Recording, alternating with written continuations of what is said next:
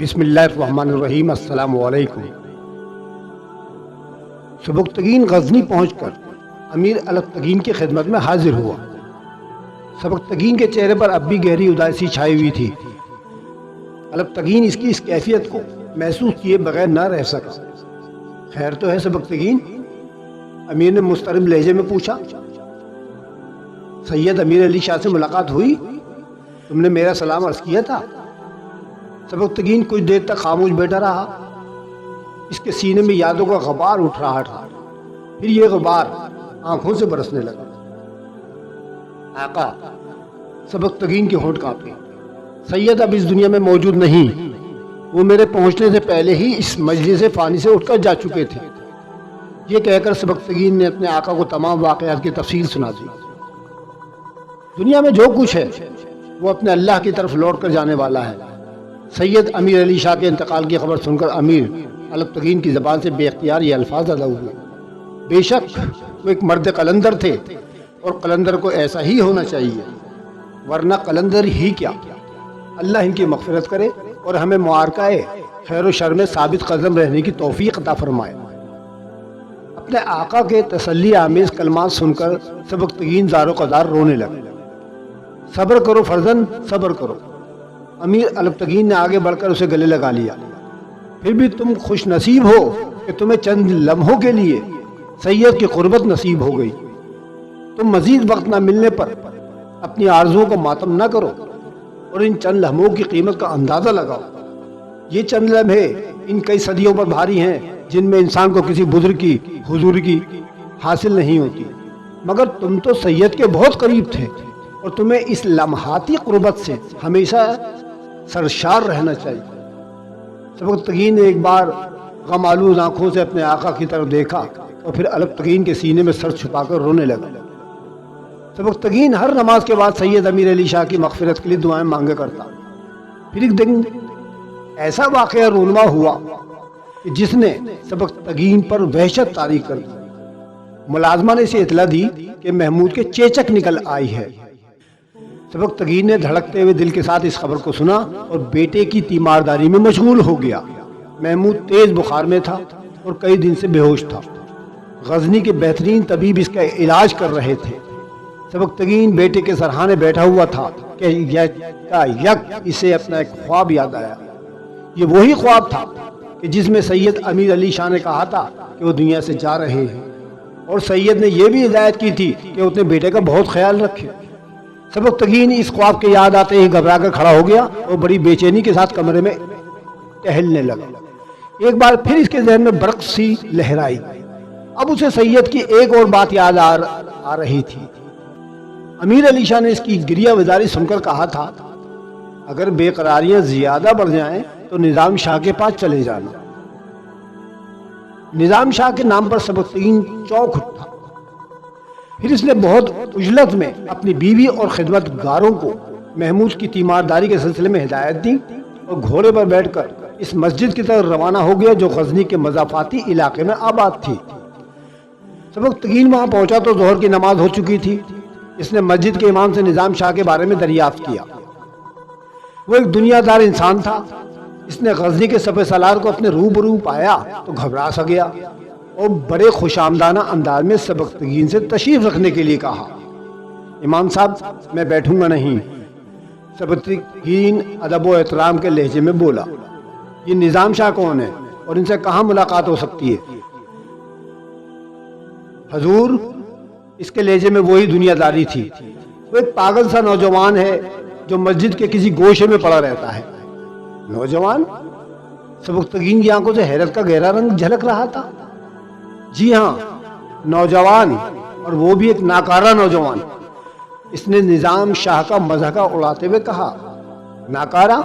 سبکتگین کی حیرت لہجہ بہ لہجہ بڑھتی ہی چلی آ رہی تھی۔ کیا وہ کوئی کام نہیں کرتے؟ سید امیر علی شاہ کی نسبت سے سبکتگین کے دل میں نظام شاہ کے لیے غائبانہ عقیدت موجود تھی۔ دن بھر تو مسجد میں پڑا رہتا ہے، پھر کام کیا کرے گا؟ وہ اس وقت کہاں ہوں گے؟ سبکتگین نے پوچھا۔ حضور، آپ کو اس سے کیا کام ہے؟ آپ مجھے صرف یہ بتائیں کہ اس وقت نظام شاہ کہاں موجود ہیں۔ سبکتگین نے اس کے سوال کو نظر انداز کرتے ہوئے کہا، آئیے۔ اس نے بڑی بے دلی سے کہا اور حجرے سے نکل کر مسجد کے دروازے میں داخل ہوا۔ سبکتگین بھی اس کے پیچھے پیچھے تھا۔ اس نے مسجد کا صحن عبور کیا اور اس جگہ پہنچا جہاں نماز ادا کی جاتی تھی۔ سبکتگین نے گھبرا کر ادھر ادھر دیکھا، کوئی چھوٹی سی مسجد تھی۔ سبکتگین کی بے چین نظروں نے جلد ہی نظام شاہ کو تلاش کر لیا۔ وہ اپنے گھٹنوں میں منہ چھپائے مسجد کے گوشے میں بیٹھے ہوئے تھے۔ اس رہنمائی کے لیے بہت بہت شکریہ، سبکتگین نے سرگوشی کے انداز میں کہا۔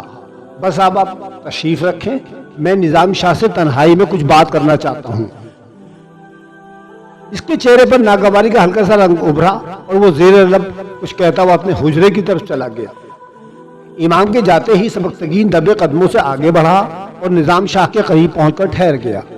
اگرچہ نظام شاہ اس کی موجودگی سے بے خبر تھے، لیکن پھر بھی سبکتگین کو ہلکا ہلکا سا خوف محسوس ہو رہا تھا۔ شاید یہ نظام شاہ کا جلال روحانی تھا، جس سے سبکتگین کے دل کی دھڑکنیں بے ترتیب ہو گئی تھیں۔ مسجد کے در و دیوار کچھ دیر تک وہی گہرا سکوت طاری رہا۔ پھر سبکتگین نے آہستہ سے نظام شاہ کو سلام کیا۔ نظام شاہ نے کوئی جواب نہ دیا۔ دوسری بار سلام کیا، مگر اس مرتبہ اس کی آواز قدرے بلند تھی۔ نظام شاہ اسی حالت میں بیٹھے رہے۔ سبکتگین نے تیسری بار سلام کیا اور اس مرتبہ اس کی آواز پہلے سے بھی زیادہ بلند تھی۔ نظام شاہ کے جسم کو حرکت ہوئی۔ انہوں نے آہستہ آہستہ سر اٹھایا اور سبکتگین کی طرف دیکھتے ہوئے کہا، تم پر بھی اللہ کی سلامتی ہو۔ سبکتگین نے بہت غور سے نظام شاہ کے چہرے کو دیکھا۔ ان کی آنکھیں سرخ تھیں اور سوجی ہوئی تھیں۔ بظاہر ایسا محسوس ہوتا تھا کہ جیسے وہ بہت دیر تک روتے رہے ہوں۔ نظام شاہ سبکتگین ہی کی طرح نوجوان تھے، جسم دبلا پتلا اور چہرے کی رنگت زرد تھی۔ معمولی سا لباس پہنے ہوئے ایک کمبل پر بیٹھے ہوئے تھے۔ سبکتگین کو بڑی حیرت تھی کہ سید امیر علی شاہ نے اسے نظام شاہ کے پاس کیوں بھیجا ہے؟ کیا کوئی نوجوان بھی صاحب ولایت ہو سکتا ہے؟ کئی ایسے سوال سبکتگین کے ذہن میں ابھرے اور وہ عجیب سی کشمکش کا شکار نظر آنے لگا۔ کیا آپ ہی نظام شاہ ہیں؟ سبکتگین نے حیرت زدہ لہجے میں سوال کیا۔ ہاں، مجھ فقیر کو ہی نظام شاہ کہتے ہیں۔ نوجوان کے ہونٹوں پر ایک معنی خیز مسکراہٹ ابھر آئی۔ شاید نظام شاہ نے سبکتگین کی ذہنی کشمکش کو پڑھ لیا تھا۔ مجھے سید امیر علی شاہ کا حکم ہے کہ میں آپ کے نیاز حاصل کروں۔ سبکتگین نظام شاہ کو آزمانا چاہتا تھا، اس لیے اس نے امیر علی شاہ کی موت کی کوئی ذکر نہ کیا اور بہت مبہم انداز میں اپنی گفتگو شروع کی۔ مگر سید تو اس دنیا سے جا چکے ہیں۔ نظام شاہ نے رک رک کر یہ چند الفاظ ادا کیے۔ پھر سبکتگین نے نظام شاہ کے لرزتے ہوئے جسم کو دیکھا۔ پھر اسے یوں محسوس ہوا جیسے نظام شاہ شدید اذیت و کرب میں مبتلا ہیں، جو پھر یہ اذیت اتنی بڑی کہ نظام شاہ کی آنکھوں سے آنسو جاری ہو گئے۔ سید ہمیں چھوڑ کر بہت دور چلے گئے، یہ کہتے ہوئے نظام شاہ اپنی جگہ سے اٹھے اور آگے بڑھ کر سبکتگین سے مخاطب ہوئے، مگر تم سید کے کون ہو؟ میں ان کا ایک ادنا ترین عقیدت مند ہوں۔ اپنا تعارف کراتے ہوئے سبکتگین بھی رونے لگا۔ تو پھر آپ میرے شیخ کی نشانی ہوئے؟ یہ کہہ کر نظام شاہ بے تابانہ انداز میں آگے بڑھے اور سبکتگین سے لپٹ گئے۔ پھر دونوں سینہ چاک بہت دیر تک گلے مل کر روتے رہے اور جب یہ اشکوں کا طوفان رکا تو نظام شاہ نے سبکتگین سے اپنے کمبل پر بیٹھ جانے کے لیے کہا، مگر جب سبکتگین نے بیٹھنے سے انکار کیا تو نظام شاہ نے نہایت اثر انگیز لہجے میں کہا، تم سید کے حوالے سے میرے پاس آئے ہو، اس لیے مجھ پر تمہارا احترام فرض ہے۔ اگر تم نے میری اس خواہش کی تکمیل نہیں کی تو مجھے ناقابل بیان تکلیف پہنچے گی۔ اب سبکتگین کو یقین آ گیا تھا کہ نظام شاہ نوجوان ہوتے ہوئے بھی ایک روشن ضمیر شخص ہیں، ورنہ سینکڑوں میل دور رہ کر انہیں کیسے معلوم ہوا کہ سید امیر علی شاہ دنیا سے رخصت ہو چکے ہیں؟ اس خیال کے آتے ہی سبکتگین نظام شاہ کی خواہش کے مطابق ان کے بوسیدہ کمبل پر بیٹھ گیا اور پھر اس نے سید سے اپنی ملاقات، مقبرے کی تعمیر اور دوسرے تمام واقعات نظام شاہ کو سنا دیے۔ ہاں، سید ایسے ہی بے نیاز انسان تھے، نظام شاہ نے گلگوز لہجے میں کہا۔ ان کی آنکھوں سے اب بھی آنسو بہہ رہے تھے۔ آئندہ کبھی سید کے مقبرے کی تعمیر کا خیال بھی نہ کرنا، ورنہ تم ان کی دعاؤں کے حلقے سے خارج ہو جاؤ گے۔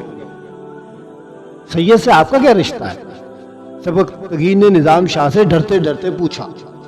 مقبرے کی دیوار گھس جانے کے بعد وہ بزرگوں کے سلسلے میں بہت زیادہ محتاط ہو گیا تھا۔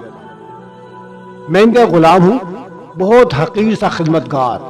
اب یہ سید کی عنایت خاص تھی کہ انہوں نے مجھے اپنے حلقہ ارادت میں شامل کر لیا۔ میں ان کا پہلا اور آخری مرید ہوں، ورنہ سید کسی کو اپنا مرید نہیں بناتے تھے۔ ان کا عجیب مزاج تھا، اکثر فرمایا کرتے تھے کہ مجھے خود ہی کچھ نہیں آتا تو دوسروں کو کیا سکھاؤں، اپنا ہی بوجھ نہیں اٹھتا تو دوسروں کا بار گرہ کس طرح اٹھاؤں۔ بہرحال یہ میری زندگی کا سب سے بڑا اعزاز ہے کہ سید نے مجھے اپنی غلامی کی سند عطا فرمائی۔ خیر اب تم بتاؤ، تمہیں کوئی نئی الجھن تو نہیں ہے؟ نظام شاہ نے سبکتگین سے پوچھا۔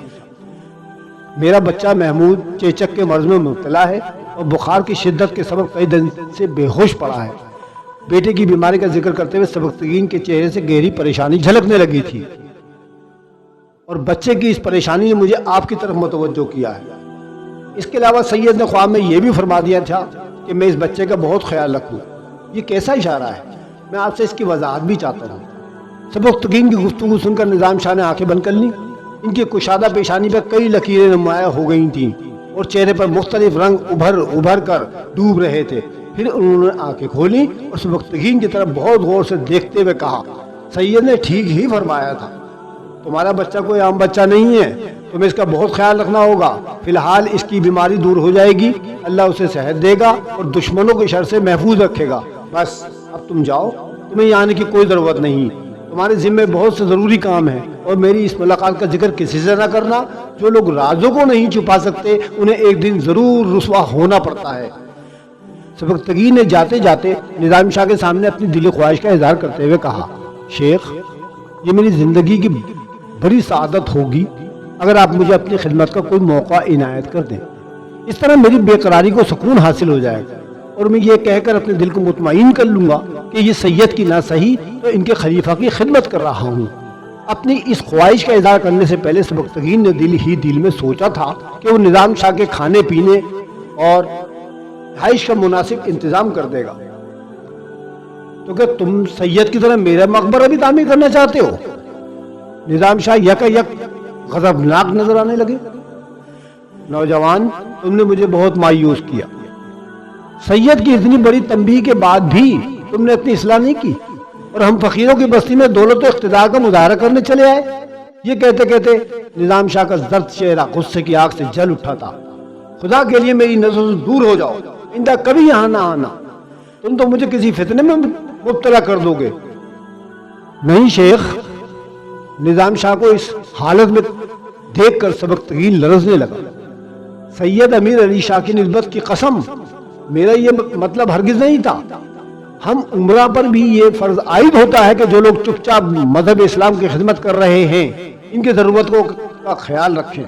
میں جانتا ہوں کہ آپ لوگ بہت خوددار لوگ ہیں، اس لیے اپنے پیروں سے چل کر قصر شاہی تک کبھی نہیں آئیں گے، اور اپنے بے داغ ہاتھوں کو سنبھال کرنے کے لیے بوسیدہ کمبل سے بھی باہر نہیں نکالیں گے۔